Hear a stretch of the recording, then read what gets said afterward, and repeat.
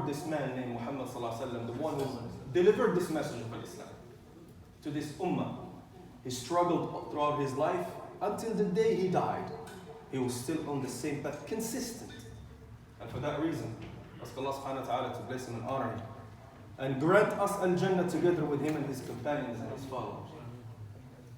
And Nabi Muhammad sallallahu alaihi wasallam, our Prophet, always reminded that the best words, the best kalam is the words of Allah, which is the Quran, the holy book. And the worst evil things for us as a Muslim community is to innovate in the deen, something that the Prophet ﷺ did not teach, something that Allah did not command, and we start innovating and bringing new things into the deen. We call it bid'ah, or innovation in the deen. I was reminded that innovations in the matter of life and science and technology is encouraged in Islam. Beautiful. But innovation of something that Allah had sealed and completed and told you, this is your deen, this is your Islam. Nobody has the right to add or subtract or take away from it. For every innovation in deen is a misguidance, dalalat, and every misguidance belongs to hellfire. And we ask Allah subhanahu wa ta'ala to save us from the punishment of hellfire. Allahumma ameen. I'm always asked questions, and sometimes my khutbahs, my lectures, are just answers to these questions. Because, when you get a microphone and you stand in front of people, people look at you as someone with knowledge or something, which I'm not. I always tell you I'm a copycat. I go to my teachers and I translate. I'm a translator. Turjuman, tarjama from Arabic to English. That's about it. So, but sometimes I give these answers based on what I have learned. And the question today is, how do I live righteously, a life of righteous people, salihin, in a corrupt society? Kayfa, kayf is the how. Yeah, brother, how can I live a spiritual life in a materialistic world? This world is full of maddiyat, everything has a scale and everything is weighed with dollars and value. How can I live a spiritual life in a materialistic world? How can I be salih or a righteous person in a corrupt world? The answer is very simple. But let's take a short moment to think about something. Tafkir is a gift from Allah subhanahu wa ta'ala. What sets us apart from the animals is the ability to have tafkir, to have thoughts. You open the books of As-Sirah, not only from Nabi Muhammad sallallahu alaihi wasallam, but let's talk about Abu Bakr as-Siddiq radiallahu anhu, the best friend of the Prophet sallallahu alaihi wasallam, the first man to become Muslim after the Nabi. We look at him as this Hazrat Abu Bakr as-Siddiq, this amazing human being. Even before Islam, he was a righteous person. Abu Bakr as-Siddiq was a very wealthy businessman. He was an ambassador, Safir. He used to go as an ambassador to, in Arabia and other kingdoms. He also was in charge of resolving disputes between the tribes. And he said, I never tasted alcohol in my life, even before Islam. So for Abu Bakr as-Siddiq to become Muslim was a natural thing. As soon as Nabi Muhammad told him, Ya Abu Bakr, come here. How can I help you, my friend? I am Rasulullah. قال وأنا أشهد أنك رسول الله. Immediately, not a question. Nabi Muhammad told us, everybody I invited to accept Islam had questions except Abu Bakr as-Siddiq. He did not hesitate for a second. That man, we talk about him as one of the greatest personalities in our tradition. That man, Abu Bakr as-Siddiq, with all his chastity, radiallahu anhu, with all his honor and respect, he's reciting Quran in his house. Every morning, Ya Rasulullah, you have new Quran? He tells him a few ayats. He memorizes them. He goes to his house. And by the way, he was one of the first people to memorize Quran from start to finish. Radiallahu anhu. And he's reciting Quran in his house. He wakes up in the morning. He opens his door. What does he see? You know what he sees? He sees people practicing evil. He sees his own family worshipping idols. Asnam, statues made out of stone, made out of rock, and people tell him, this is your God, you should worship it. They just made it by hand. And then he sees people dragging other people by the neck as slaves, kidnapped from their tribes and families and sold in the market like animals, like cattle. He sees oppression, zulm, oppression, strong people and powerful tribesmen oppressing weak tribesmen or people without a tribe. He sees tents, khaymat, like a tent, with red flags on top of it, and tents in Mecca with red flags. These were the tents of prostitution. Arab men would go in there and pay. And Abu Bakr as-Siddiq radiallahu anhu, he comes out of his house. I'm not talking about Nabi Muhammad sallallahu alaihi wasallam. Let's just talk about a human. He's walking out of his house and he sees all of this. Did it corrupt his heart? Did it change his iman? What did Rasulullah sallallahu alaihi wasallam say? Abu Bakr as-Siddiq, he says that the iman, the faith of Abu Bakr as-Siddiq will outweigh the iman of the entire ummah. His faith was so strong. Wherever the situation was, wherever he was walking and seeing all the evil with his eyes, he was not corrupted. He was not affected. The opposite was true. It made him stronger to stay on the path of this message of Islam. So we, anywhere on this planet, cannot complain and say, people tell me, well, how do you expect me to live here? All my friends call me names and I need a girlfriend, or I need, to go hang out with my friends and party. We have no excuse.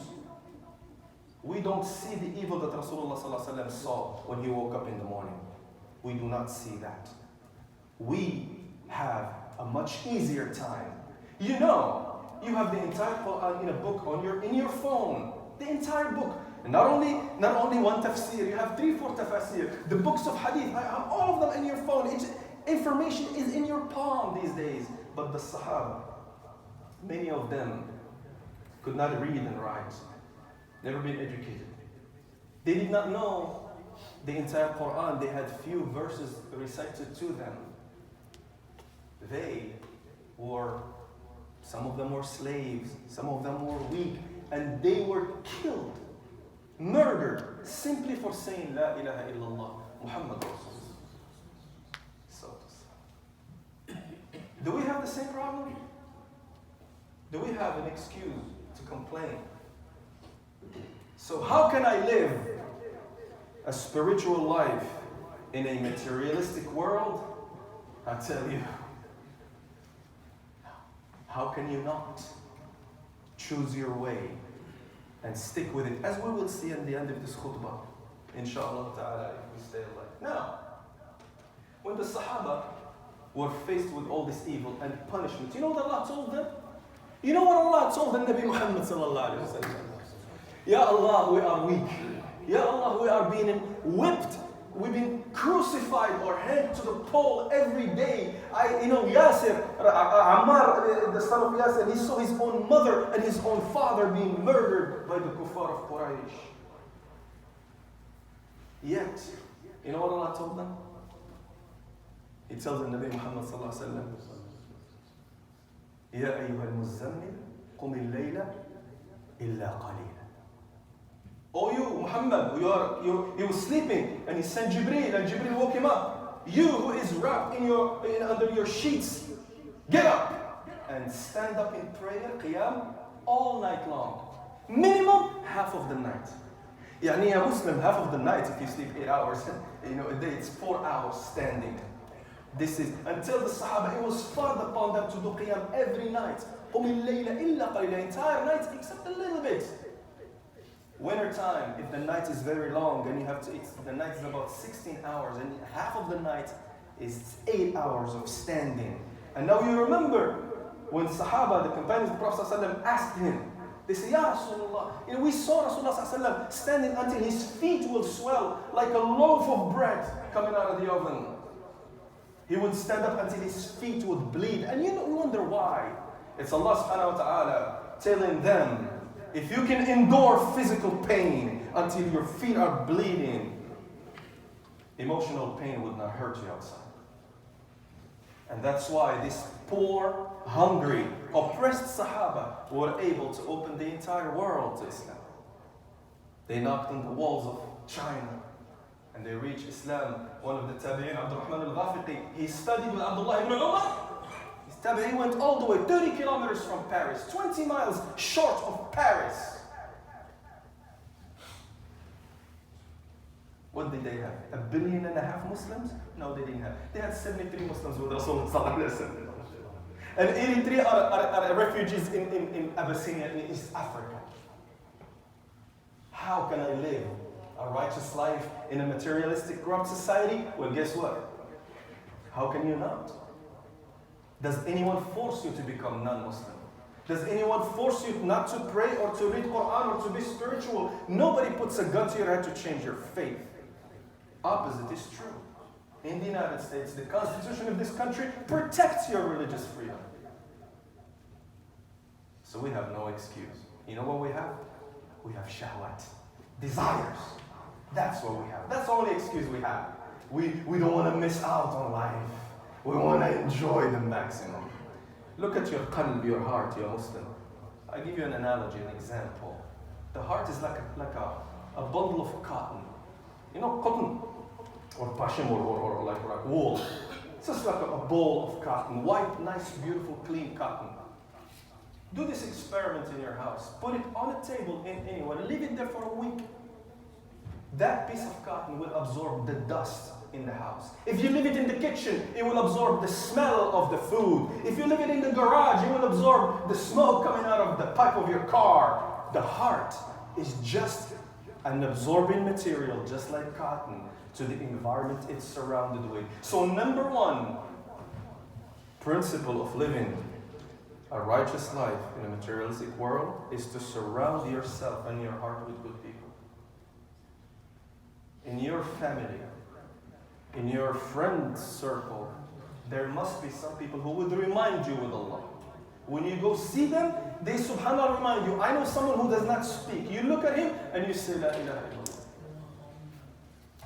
There are people who are like that everywhere. Look for friends who will not take you to wrong parties. Yeah, there's halal parties everywhere. We'll just do things halal way. You don't have to go crazy and do haram things to have fun. Right?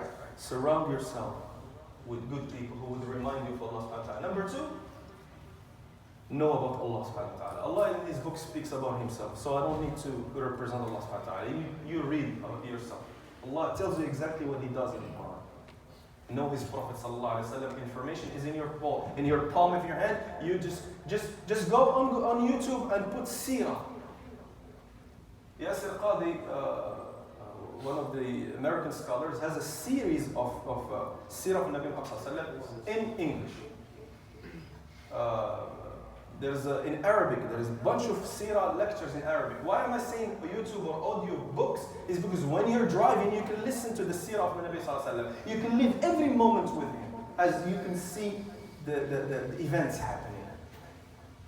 I also checked it in Dari. Also, there is Seerah lectures in Dari. I mean, there is no excuse.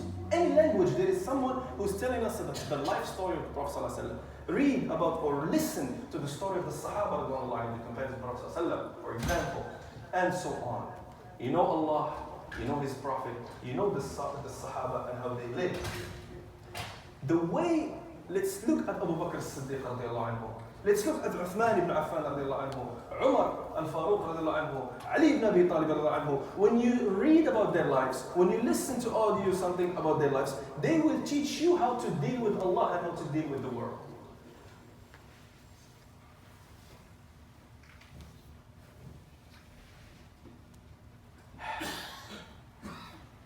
You ask the Sahaba and they tell you, I'm so shy to commit a sin knowing that Allah is looking at me. They call it muraqabat. You're observing your behavior towards Allah subhanahu wa ta'ala. That's a lesson. And so on. The other point that I want to mention is, you know what, there is a word called al-wird. Al-wird is a daily wazifa, or daily habit, homework, that you give yourself. For example, I promise Allah subhanahu wa ta'ala every day I will read one page of the Quran. I promise Allah subhanahu wa ta'ala that after every salah I will do my azkar, just the regular ones. I would not miss those. I promise Allah subhanahu wa ta'ala that every day I will read one hadith with my kids. So this is called wird, a habit. There is a beautiful hadith about it. Nabi Muhammad sallallahu alaihi wasallam says that أحب الأعمال عند الله ما دام وإن قل. The most beloved, the a'mal that Allah loves very much is the a'mal that you do continuously, that you repeat, even if they are small. For us, it's better for me to read one ayah a day, but every day, instead of reading one page every 2 years. You see what I mean?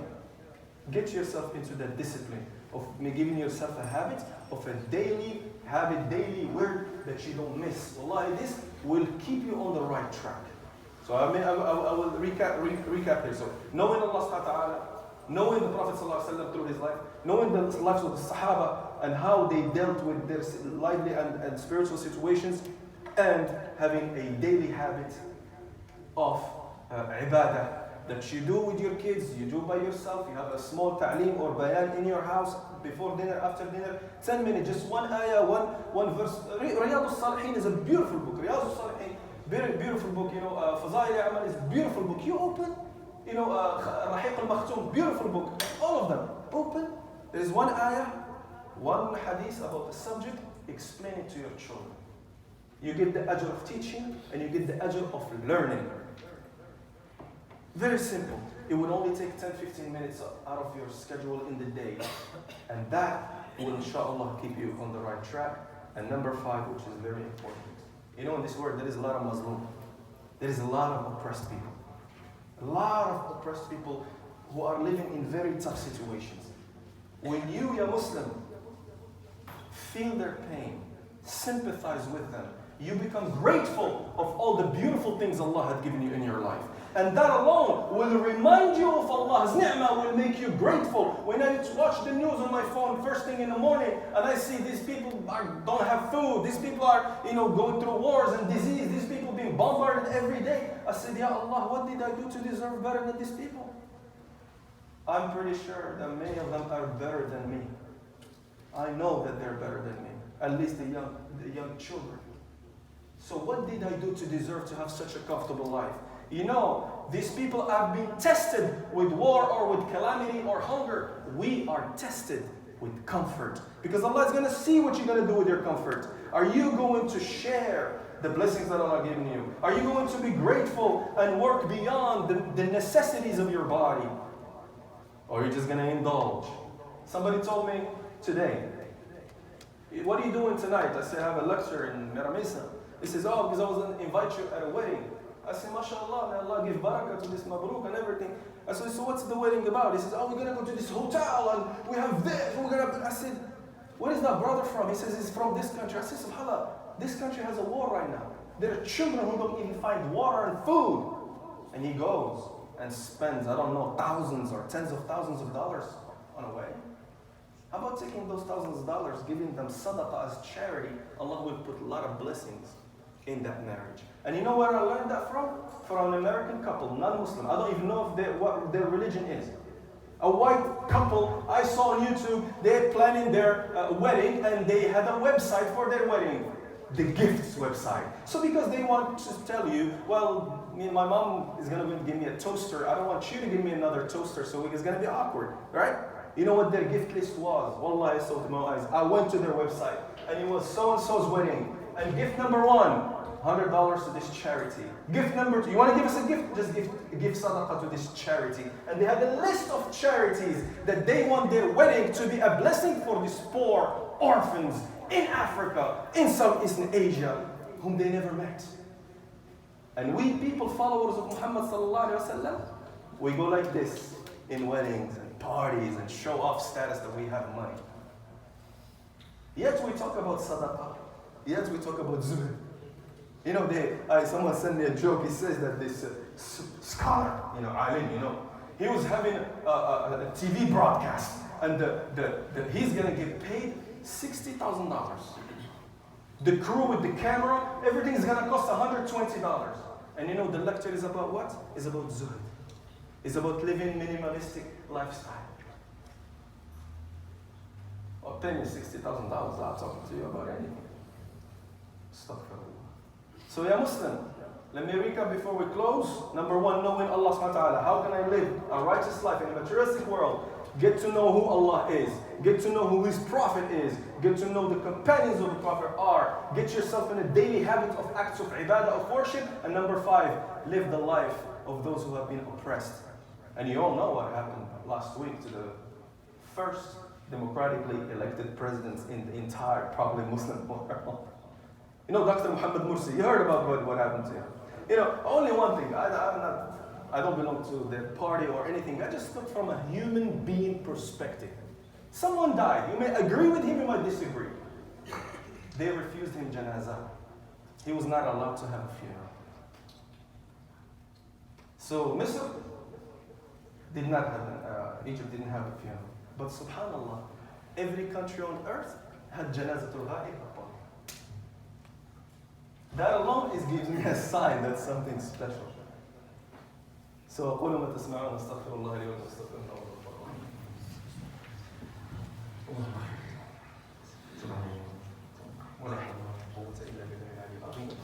الحمد لله والصلاة والسلام على نبينا رسول الله وعلى آله وصحبه ومن والاه.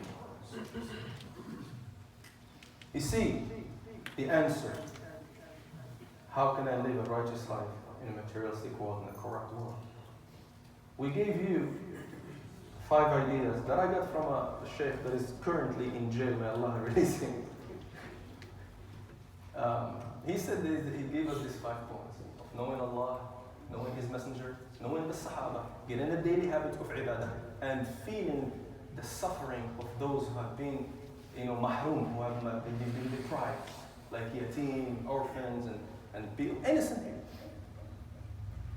So what's the result of this? The result of this, I'm not going to start speaking out of my mind and giving you all these analogies and stories. The answer of this I saw with my own eyes. You all know I was going visiting my mother back home, and I did Ramadan and Eid with her, alhamdulillah. So as soon as I get to my mom's house, Allah give her a long life, she tells me, let's go visit so-and-so, let's go visit so-and-so. And of course I go, Silat al-Rahim, So I go to my aunt's house, my khala. And her husband, Hajj Ahmed, an old person. All his life he was a very nice man. We all love him. I go kiss his forehead, I kiss his hands, and I shake his hand, and he looks at me, and he starts crying. And he says, Allahu Akbar, we have visitors. Our Zaif is coming, mashallah. You have so much hasanat for Dina Silatul Rahim. And I'm like happy because he's very happy seeing me. And then he tells my aunt, who is this? He did not remember me because it's Alzheimer's disease. He does not remember. So 5 times, I'm Yuniss, I'm the son of Fatima. Mashallah, mashallah. And where are you coming from? And I'm calm, and my aunt and me. Hajjah, did they pray Asriyat? Yeah, you did. Okay. Who is this? He doesn't remember his own children. He remembers his wife. My mom, sometimes he remembers her, he does not remember her. His brain function, the gray matter is not working properly. Alzheimer's disease. But then, he told me how he went to Masjid and he memorized Quran at the age of 12. He finished memorizing Quran. And then I said, Quran, Allah tells us that it settles in the heart, not in the mind. So how come this person does not remember his kids, that his memory is gone? Let me test him. I told him, Hajj Ahmed, he says yes. I says, أعوذ بالله من الشيطان الرجيم بسم الله الرحمن والنجم. He remembered, he says, والنجم إذا هوى ما ضل صاحبكم وما هو ما ينطق عن الهوى إن هو إلا وحي يوحى. I was like, لا إله إلا الله. Hajji, ألف لام ميم ذلك الكتاب لا ريب فيه هدى للمتقين. And I have to stop him. The entire Quran, he didn't forget a single word. Not one word. He forgot my name, the name of his kids, because his memory is not working. But because the Quran, he had it here. His ear is healthy. He did not forget the Quran. I would go ayah by ayah. Hajj Ahmed, tell me this. I just tell him the first word. Not hesitation. Please stop. I just saw it 4 weeks ago. I was sitting with him. And then he tells me, where are you coming from again? I said, I come all the way from California. He told her, Hajjah, see this guy right here? he has the biggest ajr in all of you, because the masafat, the distance he cut to come visit us is very long. That's when we know, when someone's heart has been absorbed in zikr, has been absorbed in Quran, has been absorbed in namaz, has been absorbed in all the good things. That's why the heart was healthy. The memory didn't matter. You don't need to remind Haji to wake up for Fajr. His mind does not remember Fajr, but his heart remembers. Then he wakes up. Who's when he prays? Just saw that. I just saw that with my own eyes. So with this, I tell you, Muslims, one day, we will be here in Salatul Janazah or Masjid Abu Bakr. You know, that's what they call Janazah. One day we will be in our kafan, just wrapped up like this. One day we're not going to be able to move because somebody else is carrying us. One day your soul has departed your body. And what are you going to carry with you? Once you take that journey of one way to the heavens, and your body goes one way to the ground, you're only going to take what your heart has collected. That cotton we were talking about, and what it had absorbed. So we ask Allah subhanahu wa ta'ala to keep our hearts clean from all the materialistic lures of the dunya. Ask Allah subhanahu wa ta'ala to free our heart from any anger or hate or grudges against anyone, so that we can fill it with Quran, we can fill it with adhkar, we can fill it with ilm, with knowledge, we can fill it with love for Allah and for His creation and for the planet altogether. اللهم اغفر للمسلمين والمسلمات الأحياء منهم والأموات اللهم إنك كريم مجيب الدعوات اللهم اغفر لآبائنا وأمهاتنا يا أرحم الراحمين اللهم احفظ أولاد المسلمين يا رب العالمين اللهم احفظ أولاد المسلمين يا رب العالمين اللهم انصر الإسلام وعز المسلمين اللهم انصر الإسلام وعز المسلمين وارفع قوتك عن المظلومين يا أرحم الراحمين يا رب العالمين اللهم اغفر لنا ذنوبنا وتقصيرنا في أعمالنا يا أرحم الراحمين عباد الله إن الله وملائكته يصلون على النبي يا أيها الذين آمنوا صلوا عليه وسلموا تسليما اللهم صل على محمد وعلى آل محمد كما صليت على إبراهيم وعلى آل إبراهيم وبارك على محمد وعلى آل محمد كما باركت على إبراهيم وعلى آل إبراهيم في العالمين إنك حميد مجيد وارض اللهم عن سادتنا أبي بكر الصديق وعمر الفاروق وعثمان النورين وأمير المؤمنين